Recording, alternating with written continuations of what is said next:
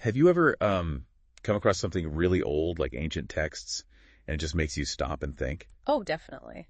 Like finding out that the Qur'an and Sunnah, texts from, over 1,400 years ago, seem to describe the very first stage of human development looking like a leech. Yeah. That's something modern science only really visualized centuries later. It's kind of wild. It really is. Okay, so let's unpack that connection, because that's exactly the sort of thing we're diving into today. Exactly. We're looking at excerpts from this document, the Miracle Scientific in the Qur'an and the Sunnah. And our mission really is to explore these points where, scientific ideas mentioned way back then seem to line up with much later discoveries. Right. It's less about trying to prove something definitively and more about, understanding what insights these parallels might offer, Yeah, exploring the connections. And it's not just one or two things, is it? No, not at all. Our sources touch on, pretty much everything. The universe, how life starts. Yeah. Even things like hygiene rules. Right. The scope is huge. It really is.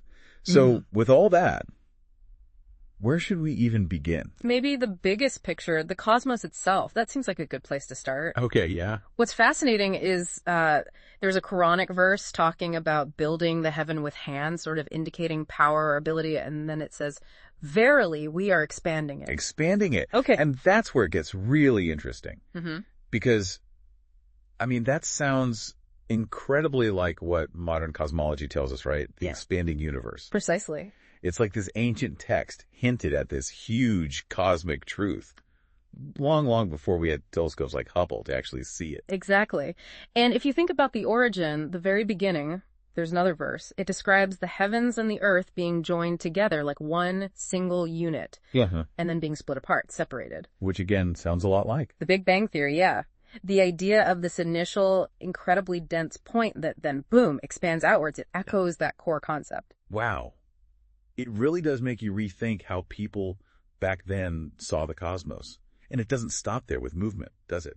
There's the sun. Right, the sun. There's a verse describing it running for a permanent place. Which we now understand as, it's orbit, right? It's moving within the Milky Way. It's not just sitting still. Exactly. And that phrase, permanent place, it suggests a kind of defined, ongoing journey, not just random floating. It fits with, orbital mechanics. Okay. And the moon. There's something about the moon, too. Yes. The Qur'an talks about the night being erased and the day made seeing. Now, science tells us the moon wasn't always just a reflector. Oh. Evidence suggests it was once luminous, much hotter, and then it cooled down, became dark. So this idea of the night being erased could link to that ancient luminosity fading away, like a light dimming over millions of years. That's a really powerful image. And thinking about how things formed, you mentioned the sky being like smoke. Yes, smoke. It's such a primal sort of image. It really is. And it connects surprisingly well with how science says stars and planets form from nebulae, these massive clouds of gas and dust. Right. Cosmic clouds. Smoke might have been the closest thing they could, relate it to back then. Quite possibly. And then there's an oath in the Qur'an swearing by the locations of the stars. Locations. Why locations specifically? Well, think about it. Light takes time to travel, right? Sometimes millions of years. Okay. So what we see isn't where the star is now. Exactly. It's where it was when the light left it. The star might have moved or even died by the time we see its light. So swearing by the locations, that's oddly precise. That really does put things in perspective. Okay, shifting gears a bit. What about ascending into the sky? There are verses mentioning feeling like intoxicated or having altered vision. That sounds strange. It does on the surface. But think about astronauts. Space travel. Science has found that in zero gravity, the lack of the usual visual feedback signals can cause temporary visual issues, disorientation.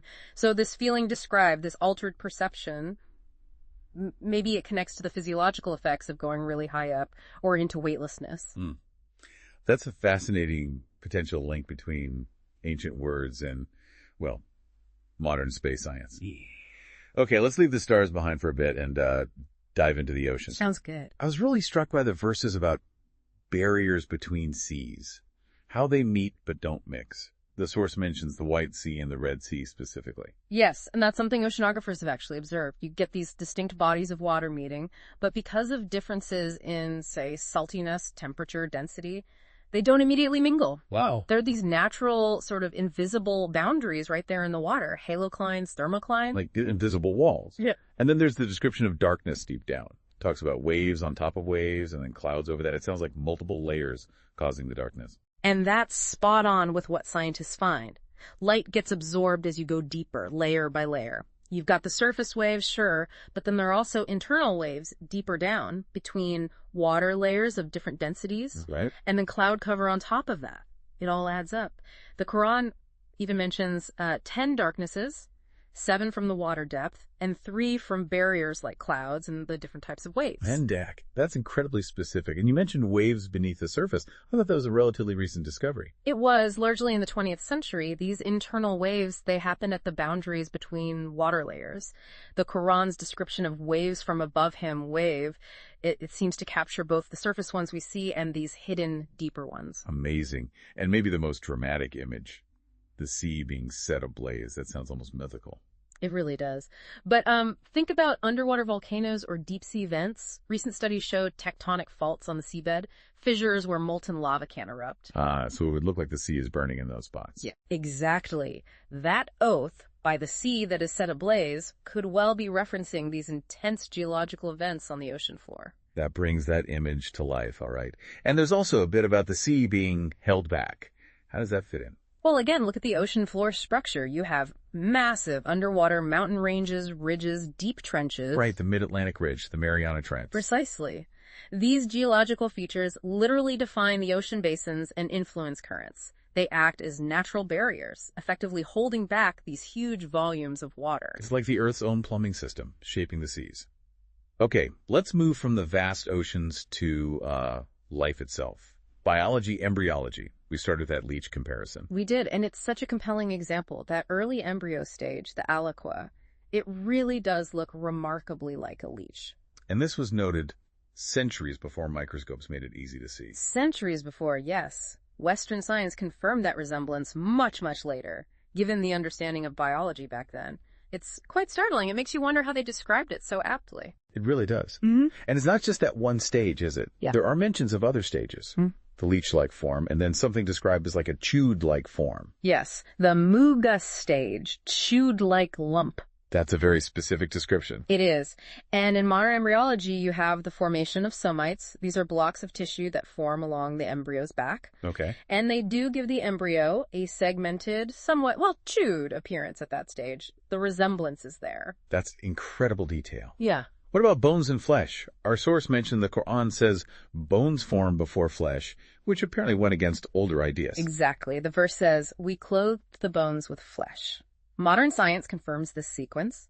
The skeletal framework develops first, providing structure, and then the muscles and other tissues form around it. Right. This was contrary to some earlier beliefs which thought flesh came first. So getting the sequence right is significant. It definitely is. Now there's a hadith, one of the prophet's sayings, about an angel determining the baby's sex and other features around 42 nights. Does that timing line up with anything we know now? Well, it's interesting. 42 nights is about 6 weeks into pregnancy. And around that time, crucial developments are happening. Like what? The very early stages of sex differentiation start then, and the precursors for sensory organs like eyes and ears are beginning to form. So while the hadith frames it theologically, the timing it mentions for these key developments starting, it does have a curious parallel with the embryological timeline. Fascinating overlap. Now this next one really caught my eye, sensory nerves in the heart. I always thought the brain did all the thinking and feeling. Well, it turns out it's not quite that simple. Western science has actually found specialized cells in the heart, very much like brain neurons. They call it the heart brain sometimes. Yeah, these cells can apparently process information, learn, remember, somewhat independently of the brain upstairs. It adds a whole new layer to understanding the heart.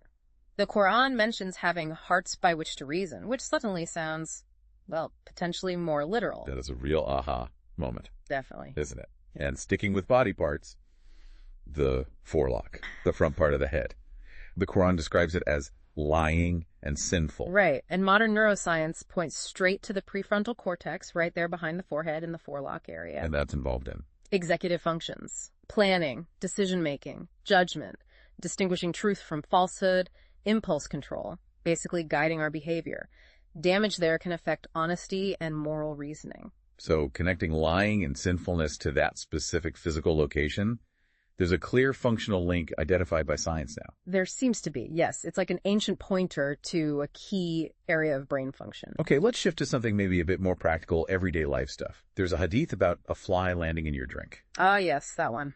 It says you should dip the whole fly in, because one wing has the disease and the other has the cure or healing. That sounds really counterintuitive, maybe even a bit gross. It does seem strange, I agree. But scientifically, flies do carry microbes, some harmful. That's the disease part. Okay. But intriguingly, some research suggests flies also produce or carry bacteriophages viruses that attack bacteria or other antimicrobial substances. That could be the healing or antidote part. So dipping the whole fly might release these beneficial substances to counteract the bad ones. That's the theory some scientists have proposed. It's not definitively proven for all cases, but there's a potential biological basis there, however surprising. Wow, okay. And another hadith about cleaning a bowl if a dog licks it. Wash it 7 times, and the first time with dust or earth. Yes, very specific instructions. Why the dust? Well, dogs can carry certain microbes in their saliva that might be resistant to just water. Science suggests the abrasive quality of dust or soil, combined with the repeated washing, could be much more effective at physically removing and neutralizing these contaminants. So it's like an ancient decontamination protocol that actually has some logic behind it. Yeah. Based on what we know now about microbes. Pretty much, yeah. A very early practical hygiene method with a sound principle. Okay, let's hit a few more fundamental biology points. The Qur'an stating, "We made from water every living thing?" Seems almost obvious now, doesn't it? But recognizing water as the absolute essential basis for all known life, that's a foundational truth of biology, stated so simply yet profoundly accurate. Absolutely. And then there's a verse saying, we aren't the keepers of water, that God sends it down for us to drink, and then it sort of passes through us. Right. Our bodies don't store water long term, do they? We take it in, use it, and eliminate it. It's a constant flow. Yeah. The verse highlights that transient relationship we have with water, physiologically speaking. We process it, we don't hoard it internally. It reflects our body's actual water management. That's a neat connection. What about wind? The Quran calls winds fertilizing or fecundating. Yes, Lawaki. And modern science shows us just how vital wind is. For one, wind pollination is crucial for countless plants carrying the pollen. Right, like grasses and many trees. Exactly.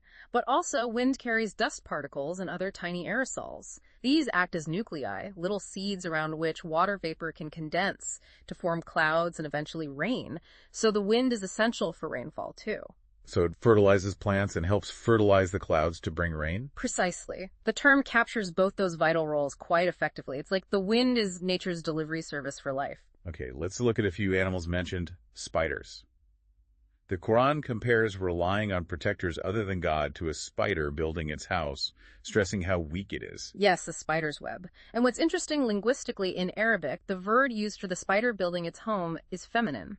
And biologically, it's the female spider that typically builds the intricate web.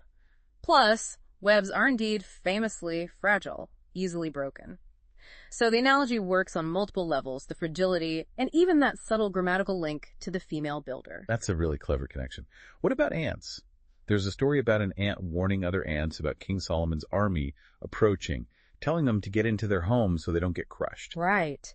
And modern science, myrmecology, the study of ants, has uncovered incredibly sophisticated communication among ants. Pheromones and things. Pheromones, sounds, touch. They warn each other of danger, coordinate actions. And the word used in the Quran, crush, is quite specific and scientifically apt for an ant, given its hard exoskeleton. Smashing or crushing is exactly what would happen. So it hints at this complex social structure and communication we now know ants have. It certainly seems to, long before we had the means to observe it closely. It's amazing. And one more from the animal world, bees.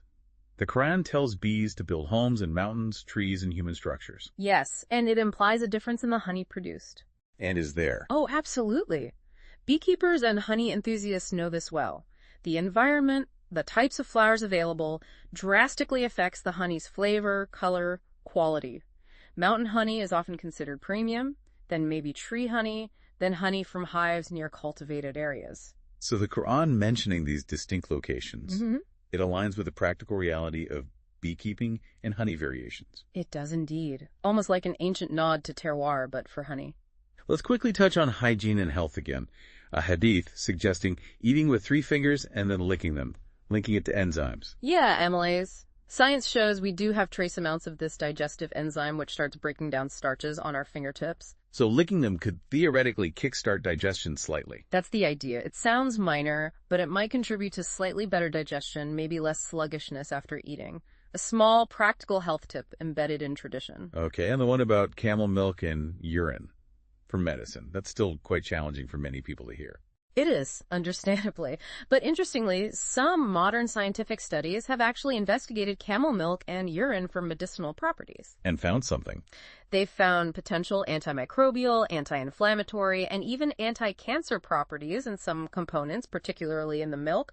But some studies look at the urine too. It's still niche research, but there is some contemporary scientific exploration that seems to corroborate the hadith's premise, however unusual it sounds to us. Definitely one that sparks debate, but has some surprising modern echoes. Lastly in this area, sleep. A hadith talks about Satan tying knots at the back of the head during sleep, undone by remembering God, washing, and praying. Right, the knots metaphor. But the location, the back of the head, is interesting. Why? What's back there? The brainstem, and within it, the reticular formation. Yeah. This network is crucial for regulating sleep, wakefulness, alertness. Wow. So, the actions mentioned: prayer, ablution, washing, remembrance. These are things that shift you from sleep towards wakefulness and focus. They could be seen as counteracting the hold of sleep, centered in that part of the brain. It's a symbolic description, of course, but the location reference is neurologically relevant. A fascinating intersection of spiritual description and brain function location. Okay, nearly there. Earth science, mountains moving like clouds, that seems impossible. Mountains are solid. On our timescale, yes, but geologically. The theory of plate tectonics tells us the Earth's crustal plates are constantly moving, incredibly slowly. Like fingernails grow. Something like that speed, yeah. And mountains are carried along on these plates. So over vast stretches of time, they are moving, drifting, almost like clouds relative to the deeper mantle. It's about perspective geological time versus human time. Right. It changes how you see them. And what about iron being sent down? That's a powerful one. Science tells us that the heavy elements like iron weren't formed on Earth. The conditions weren't right. So where did it come from? Supernova explosions far out in space, long ago. These created iron, which then got incorporated into asteroids and meteorites that eventually impacted the early Earth. So it literally was sent down from space. In a very real sense, yes. Earth's iron arrived from the cosmos. That's a pretty amazing cosmic origin story. It really is. And the 3 darknesses in the womb, why 3? Well, anatomically, when you look at pregnancy, the fetus is enclosed within 3 main layers. First, the mother's abdominal wall, then the wall of the uterus itself, and finally the amniotic sac and placental membrane surrounding the baby. Abdominal wall, uterine wall, membranes. That's 3. Exactly. The Qur'an's count matches the distinct anatomical layers providing darkness and protection, another point of precise alignment. And finally, that feeling of your chest getting tight when you go high up. The Qur'an mentions this, comparing misguidance to the feeling of climbing up into the sky. Yes, and anyone who's experienced altitude sickness knows that feeling. As you go higher, the air gets thinner, less oxygen. Right, you feel breathless, constricted. Absolutely. It's a direct physiological response to reduced oxygen pressure. The Qur'an describes that physical sensation with a remarkable accuracy, linking it metaphorically to a spiritual state, but describing a real physical phenomenon. Wow. Okay, we have covered so much ground. Yeah. From the vastness of space, the depths of the ocean, the beginning of life, right down to ants and bees and even flies and drinks. They really have. It's quite remarkable, isn't it? Seeing these connections, these echoes between texts over 1,000 years old and things science has discovered, sometimes very recently. It truly is. And what stands out is the consistency across so many different fields. It's not just 1 or 2 coincidences. It's a pattern. It really makes you think about knowledge, doesn't it? How it's acquired, how it's preserved, how it's understood across different times and cultures. It really does. So maybe the final thought for everyone listening today is this. What does it actually mean for how we view knowledge, and maybe even history, when texts this ancient contain information that aligns so closely, sometimes so precisely, with scientific discoveries made centuries later? That's the big question, isn't it? It certainly invites you to dig deeper, to explore these connections further, and just ponder that relationship between ancient wisdom and modern discovery.